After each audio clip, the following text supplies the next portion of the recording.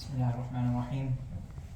إن الحمد لله نحمده ونستعينه ونستغفره ونعوذ بالله من شرور أنفسنا ومن سيئات أعمالنا. من يهده الله فلا مضل له ومن يضلله فلا هادي له وأشهد أن لا إله إلا الله وحده لا شريك له وأشهد أن محمدا عبده ورسوله. يا أيها الذين آمنوا اتقوا الله حق تقاته ولا تموتن إلا وأنتم مسلمون. يا أيها الناس اتقوا ربكم الذي خلقكم من نفس واحدة وخلق منها زوجها وبث منهما رجالا كثيرا ونساء واتقوا الله الذي تساءلون به والأرحام إن الله كان عليكم رقيبا. يا أيها الذين آمنوا اتقوا الله وقولوا قولا سديدا يصلح لكم أعمالكم ويغفر لكم ذنوبكم ومن يطع الله ورسوله فقد فاز فوزا عظيما. أما بعد. So as you all may know, Ramadan is just about a month away. A month might seem like a lot of time, but it's not. A month passes by in very little time. As Anas bin Malik reported, the Messenger of Allah sallallahu alaihi wasallam said, "The hour will not be established until time passes rapidly, such that a year is like a month is like a week is like a day is like an hour is like the flicker of a flame." So a month might seem like a lot, but it's not a lot, so we need to start preparing for it, for Ramadan as soon as possible. And we need to prepare as much as possible. So the first thing we need to do is become aware of how close Ramadan is. This can be something simple, like just a little physical reminder, like a calendar or a widget that you have on your home screen. And just something that keeps it, every time you look at it, you're just reminded of how close Ramadan is, so you can just be impressed on the imminency of it. So we also need to realize the importance of Ramadan as well. So we generally know the basic things such as fasting, staying away from distractions, and we know to focus on worshiping Allah as much as possible. But it is very easy to take Ramadan as something for granted. We might think of it as something that comes around just another month that comes around every year, and we you pray Tarawih, you read some more Quran, and that's it. But we need to think of Ramadan as a gift. It's something that Allah subhanahu wa ta'ala gave us as a reminder that comes around every year, and we need to come back to Him and refocus in this month and establish good habits and ibadah to continue for the rest of the year. The rewards for good deeds are multiplied massively this month. The last 10 nights alone have their own massive multipliers as well. And so this is the best time of the year to come back to Allah and do good deeds, and make sure that we become better Muslims in this month. And now, given how important Ramadan is, I want you all to imagine something. You want to go on a holiday, and you've just booked airline tickets, right? And the flight is tomorrow, but you haven't packed anything. You haven't packed anything, and you don't know where you're going to go when you get there. You don't know what you're going to see. You don't know what you're going to eat. You don't know where you're going to stay. You have absolutely no idea what you're doing. And how can you expect to go into that holiday? You can't expect to take the plane ticket and have a good time. That's not going to work. It's going to be a horrible experience, right? And Ramadan is much more important than some holiday. It's something that we need to make sure to prepare for, and make sure that we prepare as much as we can so that we don't miss out on any of the blessings. Another example would be course selection. I don't know how many of you guys can relate to this, but definitely engineering and CS students. All the interesting courses that you want to take get filled up really quickly, right? So you need to make sure that you prepare in advance. You prepare a few days in advance. You write down all the course numbers. You make your schedule on the extension. You write down all the course numbers in a little notepad, and then you make sure to have backups as well, just in case, right? Just in case they do get filled up before the time. And then when the time happens, you're like sitting there refreshing the page, waiting for the course schedule to finally get unlocked. And you prepare for it so much because you assign so much importance to this, right? Because it's going to dictate how your next semester goes. It is a very important thing that you need to do. And so Ramadan should be something that dictates how the rest of your year goes. It should be like a stopping point where you look back and realize how year before went and how you want the rest of your year to go. And you want to make sure that you actually make use of Ramadan as it comes. And the next thing we want to have on our to-do list in preparing for Ramadan is basically to just kind of start Ramadan right now. We want to make sure that we kind of get into Ramadan mode before Ramadan happens, so that we're not kind of blindsided by having to just kind of trying to force ourselves to do more ibadah and read more Quran and do more salah in Ramadan. So when Abu Musa al-Ash'ari who was asked about his fasting outside of Ramadan, he was known as a prolific faster. He would fast a lot outside of Ramadan as well. And so when he was asked about his fasting outside of Ramadan, he compared it. He said the fastest horses are the lean ones, right? He compared it to he was referring to how the Arabs prepared their racing horses, right? They had this whole training regimen where they would feed them the right diet before the race and in the weeks leading up to the race, so that they would be the right build and strength and health and stuff like that. And then they would make sure to put them through the paces, right? Make sure they jogged at the right times, make sure they ran at the right times, and all that sort of stuff. They had this whole training regimen, and it doesn't have to be a racing horses, right? This could also be just racing at a marathon, for example. You make sure to eat right and make sure to practice. You don't just go into the 10K immediately. And so our nafs is like this racing horse. This is what Abu Musa al-Ash'ari was trying to get at. We can't just assume that we go into Ramadan and instantly we'll be able to just have insane taqwa, and we can do all the ibadah that we want to do and be able to continue that throughout the whole thing. Like a racing horse, what might happen is, like a badly trained racing horse, we might be super fast in the first few days, and then we'll peter out at the end, and that's not good. We need to be able to continue throughout the entirety of Ramadan, so that we can also continue after Ramadan ends as well. So we need to start right now, as soon as possible, and we can start reading Quran every day, for example. If we plan to read Quran every day during Ramadan, we should start reading Quran every day right now, even just a little bit. You're just trying to train your nafs, right?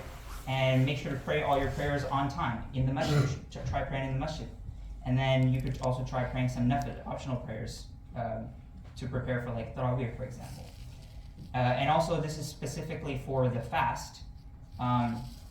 You could start eating healthier as well, to kind of train your body, and not you start eating healthier and not overeating, to try and train your body for the fasting itself. And another nice strategy that you can do is similar to what you do in preparing for a test, right? You have a big test, and let's say it's at 8 a.m. next week, and when you're doing your practice tests, you would want to do it at 8 a.m. as well, right? You would wake up at that time, make sure you're in test ready mode, and you're taking the test at 8 a.m. as well. And that kind of simulates the environment, gives you practice for doing the actual test, and that makes it easier to do the test when the time comes. And so we can use that strategy for Ramadan as well. Kind of start going to the masjid more, start reading Quran more, just kind of get yourself into the mindset, get into Ramadan mode before it actually comes. And of course, part of that is getting rid of distractions, right? Such as social media, video games, and stuff like that. And as Surah Al-Mu'minun starts, قَدْ أَفْلَحَ الْمُؤْمِنُونَ, successful indeed are the believers, الَّذِينَ هُمْ فِي صَلَاتِهِمْ خَاشِعُونَ, those who humble themselves in prayer, وَالَّذِينَ هُمْ عَنِ اللَّغْوِ مُعْرِضُونَ, and those who turn away from al-lagh. And al-lagh here refers to falsehood, which includes shirk and sin, obviously, but also any words or deeds that have no benefit. So useless talk, or video games or social media. And obviously we don't need to cut them down to zero. Just try to reduce it as much as possible so that we can focus on the more important things, which is doing ibadah and getting closer to Allah subhanahu wa ta'ala and increasing our faith. And so my last point is to make sure to have a plan for Ramadan. We need to have a plan and have concrete goals for Ramadan. Having concrete and set goals is a really nice way to keep track of how you're progressing throughout Ramadan, and making sure to like keep yourself on track as well, so that you kind of have something to push toward and go towards. These goals, they don't have to be big.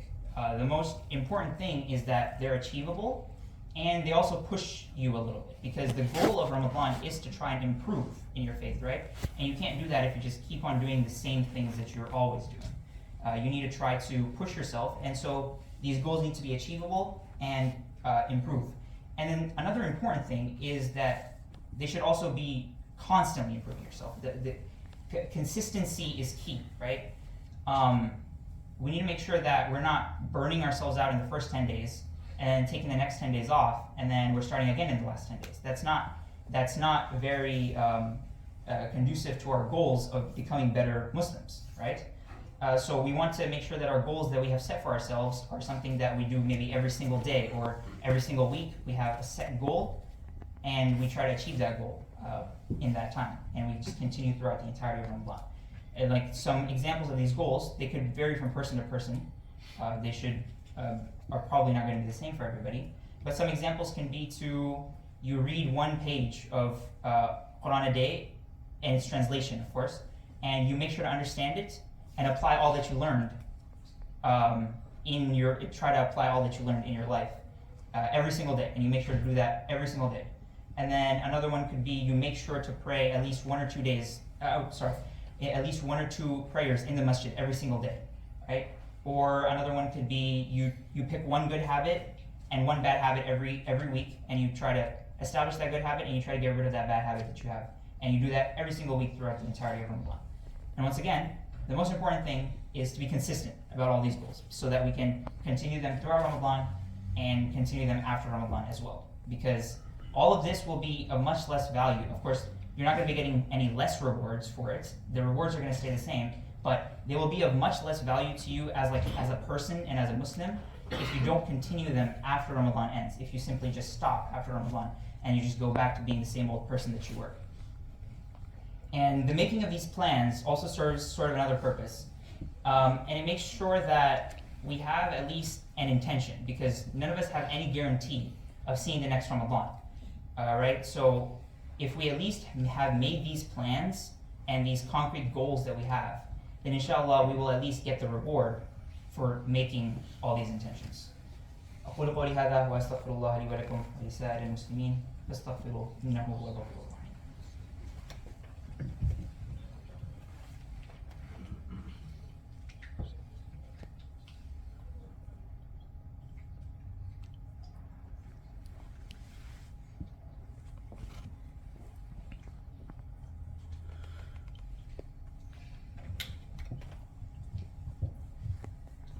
Bismillah, walhamdulillah, wassalatu wassalamu ala rasulillah.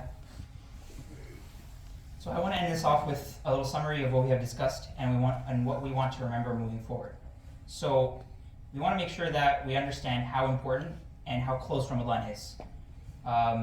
It's a month of blessing. We want to make sure that we get all the rewards that we can from the month and keep it moving forward. And given how important and imminent Ramadan is, obviously, like I said, we need to make sure to prepare for it as much as possible as well. We want to get into Ramadan mode right now before going into Ramadan, so that we have practice and we know we're kind of in the mindset and in the routine of being at Ramadan levels of ibadah.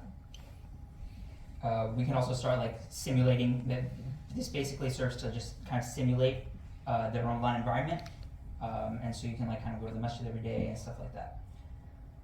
And we also need to make sure that we have a plan for Ramadan. We want to make sure that we make good concrete goals that we can achieve and that give us constant improvement throughout the entirety of Ramadan, so that we can continue these habits and things that we learned, any good habits that we picked up and any bad habits that we left off. We can continue all these things that we learned and do this consistently throughout the entirety of Ramadan and throughout the entire year as well, so that we can become better Muslims during Ramadan and after as well. We ask Allah to help us reap the blessings of Ramadan. Ameen. We ask Allah to help us prepare for Ramadan so that we may take advantage of all the blessings that the month has to offer. Ameen. We ask Allah to help us become better Muslims and increase in our worship of Him inside and outside of Ramadan. Ameen. And we ask Allah to accept all the good deeds that we are doing and that we will do in the future. ربنا آتنا في الدنيا حسنة وفي الآخرة حسنة وقنا عذاب النار. ربنا لا تؤاخذنا إن نسينا أو أخطأنا. ربنا ولا تحمل علينا إصرا كما حملته على الذين من قبلنا. ربنا ولا تحملنا ما لا طاقة لنا به واعف عنا واغفر لنا وارحمنا أنت مولانا فانصرنا على القوم الكافرين. ربنا لا تزغ قلوبنا بعد إذ هديتنا وهب لنا من لدنك رحمة إنك أنت الوهاب.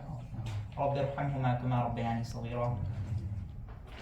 عباد الله، إن الله يأمر بالعدل والإحسان وإيتاء ذي القربى وينهى عن الفحشاء والمنكر والبغي يعظكم لعلكم تذكرون.